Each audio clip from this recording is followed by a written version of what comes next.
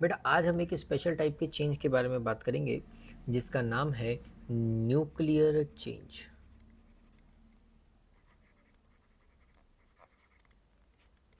Okay, see nuclear change is again special type of change जहाँ पर नए product बनते हैं, where new products are formed and these new product have new properties, right, they have new chemical properties. बराबर है। अच्छा, nuclear change बेटा एक ऐसा टाइप का चेंज है जो कि न्यूक्लियस से रिलेटेड है। It is a change which is related with nucleus.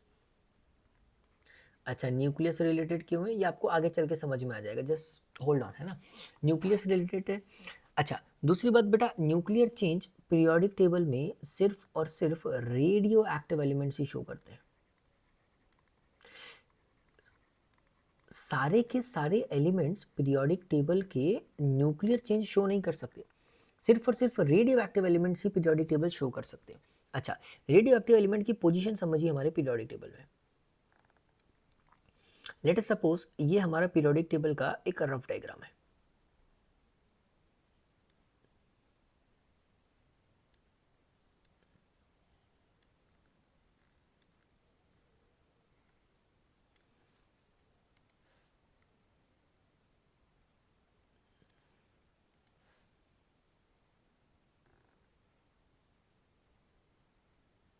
है ना, this is a rough diagram of our periodic table. बराबर। अच्छा, पीरियोडिक टेबल में यहां पर जो एलिमेंट्स है बेटा, ये वाले, ये जो एलिमेंट्स है ये सारे के सारे रेडियो एक्टिव एलिमेंट्स हैं, राइट। ये सारे के सारे रेडियो एक्टिव एलिमेंट्स की श्रेणी में आते हैं। बराबर है, जो रिस्पॉन्सिबल है न्यूक्लियर चेंज शो करने के लिए। अच्छा, न्यूक्लियर चेंज दो टाइप का होता है बेटा। एक चेंज जिसको हम बोलते हैं न्यूक्लियर फिजन, और एक दूसरा चेंज जिसको हम बोलते हैं न्यूक्लियर फ्यूजन, राइट।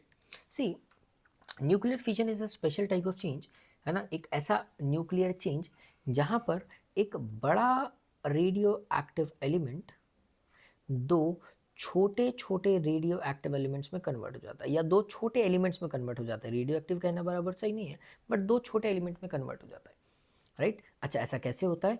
आप एक neutron which is moving with very high velocity, बहुत हाई वेलोसिटी मूविंग न्यूट्रॉन को हम स्ट्राइक करवाते हैं हमारे रेडियो एक्टिव एलिमेंट में। This is our radio active element, और ये रेडियो एक्टिव एलिमेंट दो छोटे छोटे एलिमेंट्स में जब टूट जाए तो हम इस प्रोसेस को बोलते हैं न्यूक्लियर फिजन। फिजन का मतलब होता है बेटा टूटना, है ना। अच्छा, जब ये न्यूक्लियर फिजन होता है, मतलब जब हमारा बड़ा एलिमेंट दो छोटे छोटे एलिमेंट में टूटता है, दो छोटे बड़ा एटम दो छोटे छोटे एटम में टूटता है, तब एक बहुत हाई अमाउंट में एनर्जी रिलीज होती है, राइट। अच्छा, इसके अपोजिट न्यूक्लियर फ्यूजन में एक बड़ा दो छोटे छोटे एटम्स मिलकर एक बड़े एटम का फॉर्मेशन करते हैं, राइट। अच्छा, जब ऐसा होता है तब भी बहुत हाई एनर्जी रिलीज होती है, राइट। अच्छा, यदि इन दोनों को आप कंपेयर करें, nuclear fusion and nuclear fission को यदि आप कंपेयर करें, तो देखिए बेटा, ये वाला जो चेंज है न्यूक्लियर फिजन, यहाँ पर बहुत कम एनर्जी निकलती है, very less amount of energy is generated, ये एनर्जी की वैल्यू बहुत कम होती है। यहाँ पर यदि कंपेयर करें तो न्यूक्लियर फ्यूजन में 4 टाइम्स एनर्जी जनरेट होती है। अच्छा, जब कोई भी न्यूक्लियर चेंज होता है तो न्यूक्लियर वेस्ट जनरेट होता है ना, और यहाँ पर जो न्यूक्लियर वेस्ट होता है बेटा वो बहुत ज़्यादा होता है। There is a lot of nuclear waste. And we have to handle this nuclear waste clearly, है ना। यदि ये न्यूक्लियर वेस्ट हम अच्छे से हैंडल ना करें तो हो सकता है ये जो इन्वायरमेंट है उसको कंटामिनेट कर दे। अच्छा, यहाँ पर बहुत लेस न्यूक्लियर वेस्ट जनरेट होता है, राइट। अच्छा, अब लॉजिकली देखा जाए तो न्यूक्लियर चेंज को हम न्यूक्लियर रिएक्टर में यूज़ करते हैं जिससे हम इलेक्ट्रिसिटी जनरेशन करते हैं। इंडिया में आज भी इलेक्ट्रिसिटी जनरेशन के लिए न्यूक्लियर फिजन का यूज़ किया जाता है। It is used for electricity generation. अब सवाल आता है ऐसा क्यों? एक तो ये लेस एनर्जी भी प्रोड्यूस कर रहा है, एक बहुत ज़्यादा न्यूक्लियर वेस्ट भी प्रोड्यूस कर रहा है, फिर भी हम इस न्यूक्लियर फ्यूजन को यूज़ कर रहे हैं एनर्जी जनरेशन के लिए, जबकि हमें न्यूक्लियर फ्यूजन को यूज़ करना चाहिए। बच्चा, ये जो रिएक्शन होती है, this reaction is easy to achieve, it is very easy to achieve, and this reaction is a stable reaction. On the other hand, this reaction is difficult to achieve,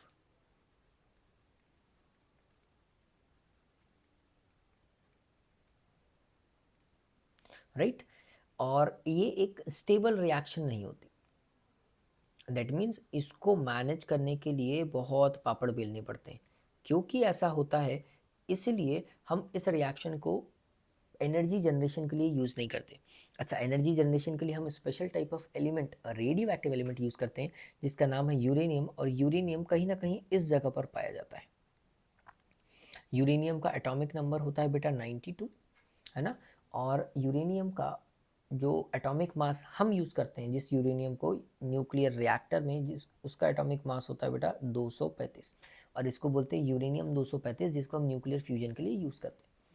अच्छा, यदि आप न्यूक्लियर रिएक्शन के बारे में, nuclear change के बारे में एक बात नोटिस करेंगे तो यहाँ पर ये एनर्जी जनरेशन कैसे हुई बेटा? होता क्या है बच्चा, ये मास, जो बड़ा मास था, जब ये छोटे मास में टूटता है तो एक छोटा सा मास एनर्जी में कन्वर्ट हो जाता है। दिस इज लॉस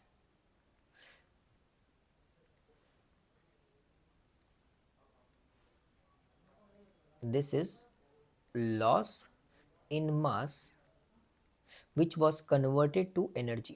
और ये रिएक्शन होती है बेटा, ये इस इक्वेशन को फॉलो करता है, E is equals to mc², जिसको हम बोलते हैं Einstein equation.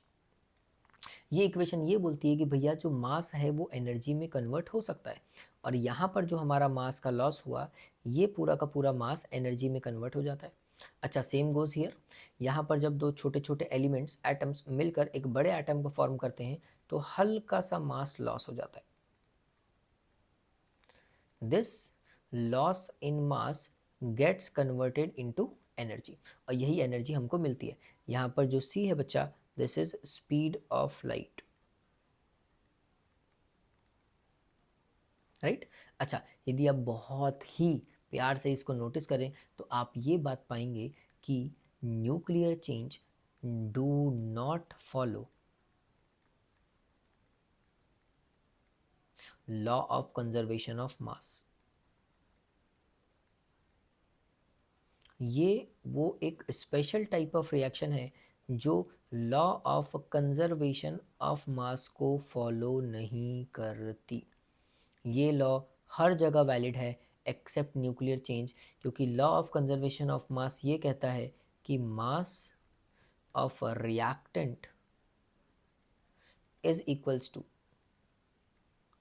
Mass of product, जो कि यहाँ पर नहीं होता।